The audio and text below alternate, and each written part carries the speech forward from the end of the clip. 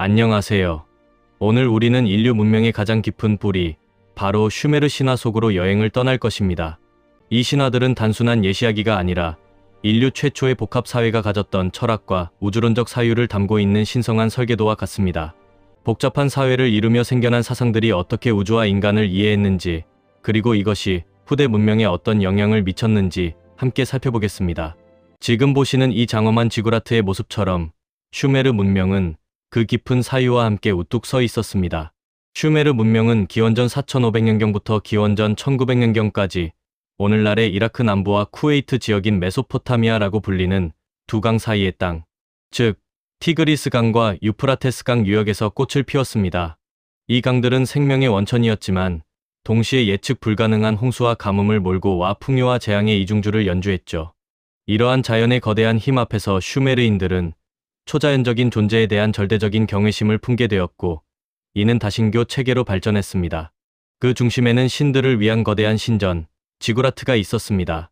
또한 이들은 인류 문명의 중요한 유산인 쇠기 문자, 즉 쿠네이폼을 발명하여 기록과 소통의 혁명을 이끌어냈습니다. 농업의 발전과 함께 도시를 건설하고 그들의 삶과 신념을 문자로 남긴 것이죠. 보시다시피 쇠기 문자는 당시의 복잡한 사회를 기록하고 유지하는 데 필수적인 도구였습니다. 하지만 한편으로는 예측 불가능한 자연재해에 맞서야 하는 그들의 삶은 결코 평탄하지 않았습니다. 슈메르인들의 우주론은 태초의 혼돈에서 시작됩니다.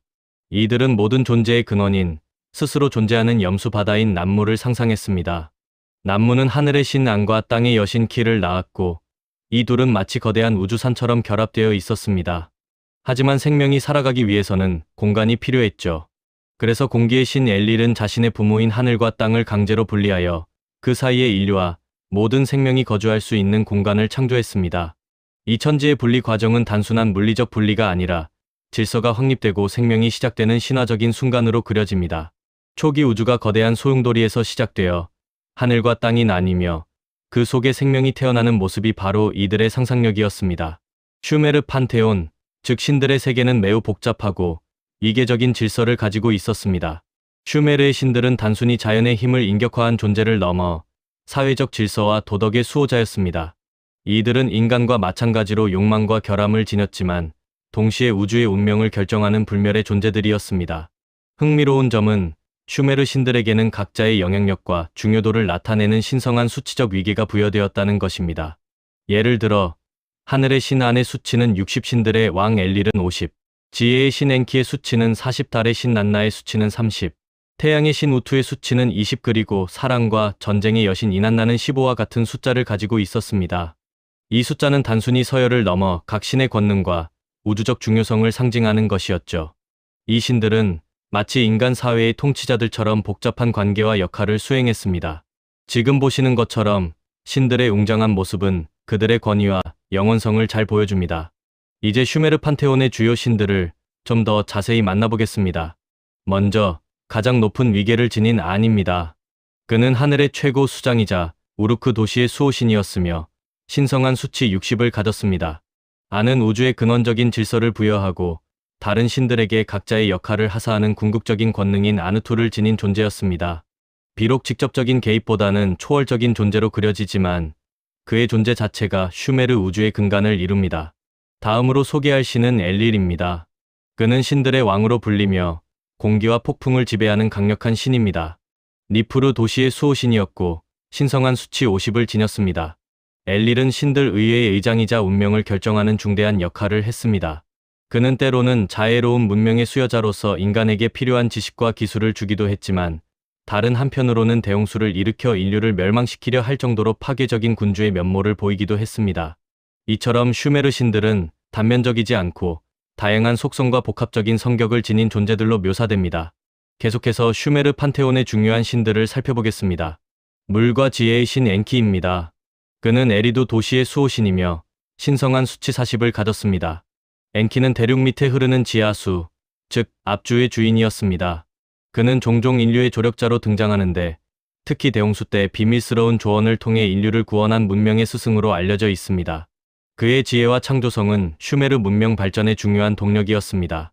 다음은 이난나, 사랑과 전쟁, 그리고 변혁의 여신입니다. 우르크 도시의 수호신이며 신성한 수치 15를 가졌습니다. 이난나는 엔키로부터 문명의 질서를 담은 매를 쟁취할 만큼 역동적이고 진취적인 여신입니다. 그녀는 아침과 저녁의 금성처럼 밝고 아름답지만 동시에 예측 불가능하고 파괴적인 면모를 지닌 매우 매혹적인 신으로 묘사됩니다. 이처럼 슈메르 신화 속 신들은 각자의 개성과 역할을 통해 우주와 인간 사회의 다양한 측면을 반영하고 있습니다.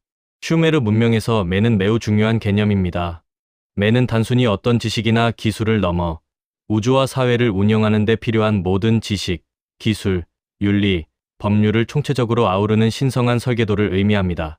왕위 통치권, 즉 왕권과 홀, 그리고 종교적 의례의 정당성은 바로 이 매를 통해 확보되었습니다.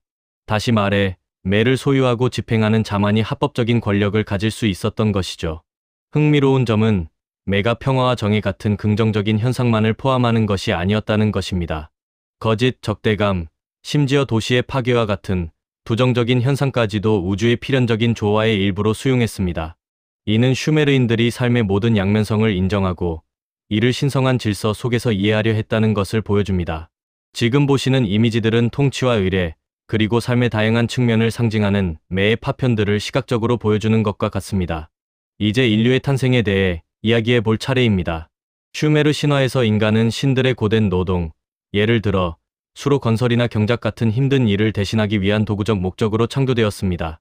신들은 희생된 신 알라의 피와 진흙을 섞어 인간을 만들었고 이를 통해 인간에게 신성한 지능과 영혼을 부여했습니다. 따라서 인간은 신들에게 철저히 복종해야 하는 존재였으며 필멸의 운명을 타고났습니다.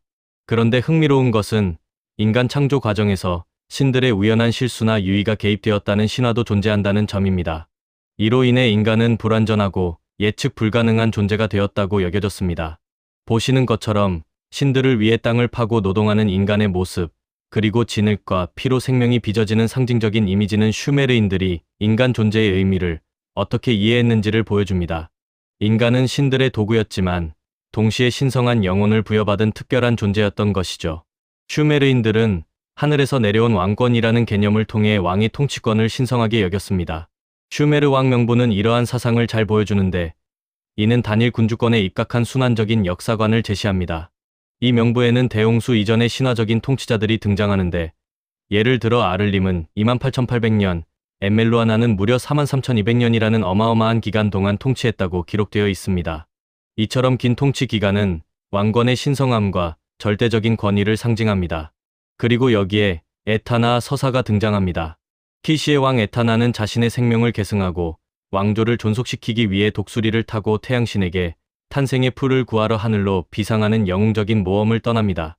이 서사시는 왕권의 계승과 존속이 얼마나 중요한 문제였는지, 그리고 이를 위해 어떤 신화적인 노력이 필요했는지를 보여줍니다. 왕이 독수리를 타고 하늘로 솟아오르는 장면은 그의 신성한 권능과 특별한 운명을 상징합니다. 슈메르 신화에는 죽음과 부활의 신비로운 이야기가 있는데 바로 이난나의 명계하강 서사시입니다.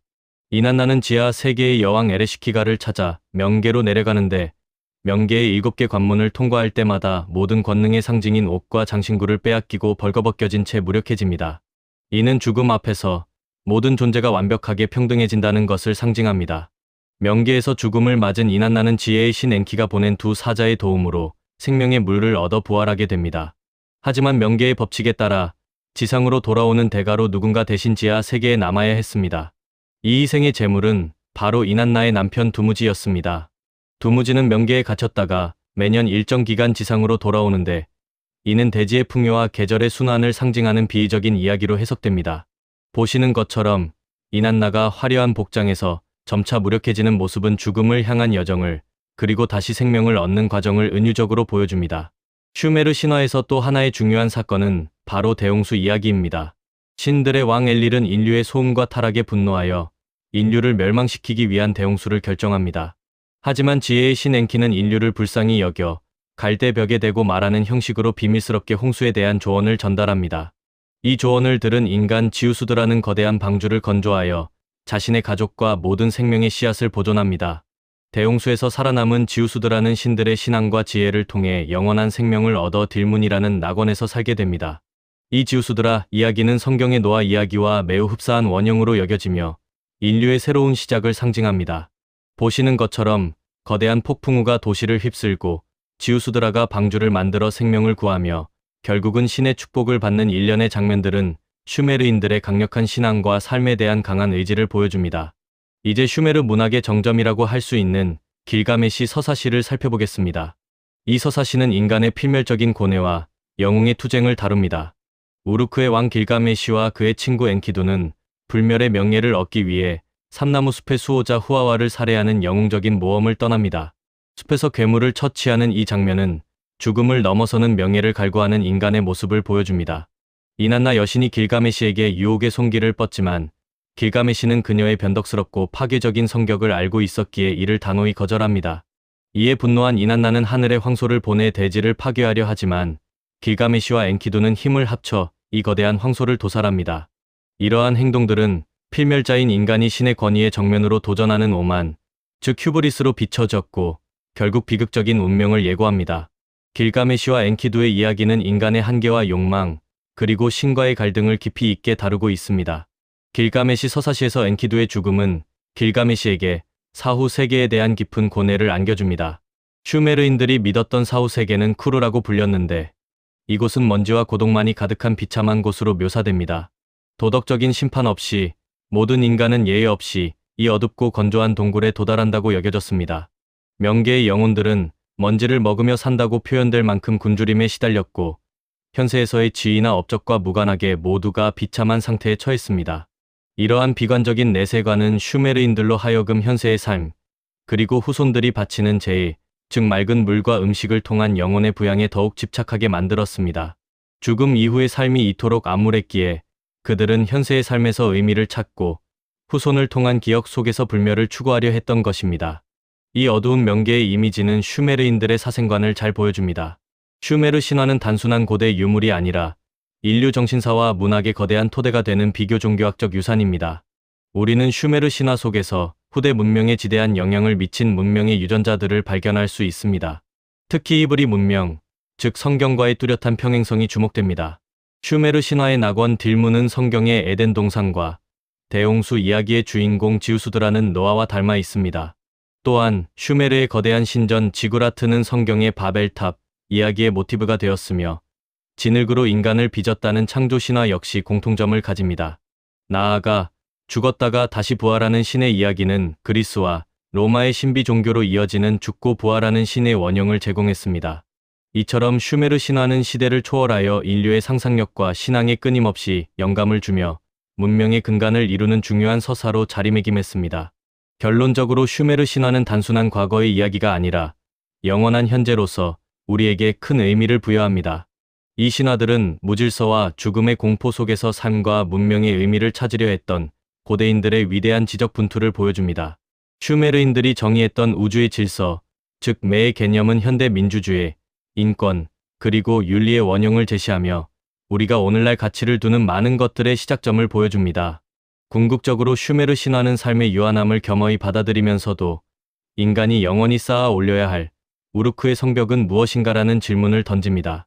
이 성벽은 단순히 물리적인 벽이 아니라 지혜와 도덕, 공동체의 가치를 통해 끊임없이 발전시켜 나가야 할 우리 문명의 유산을 의미합니다.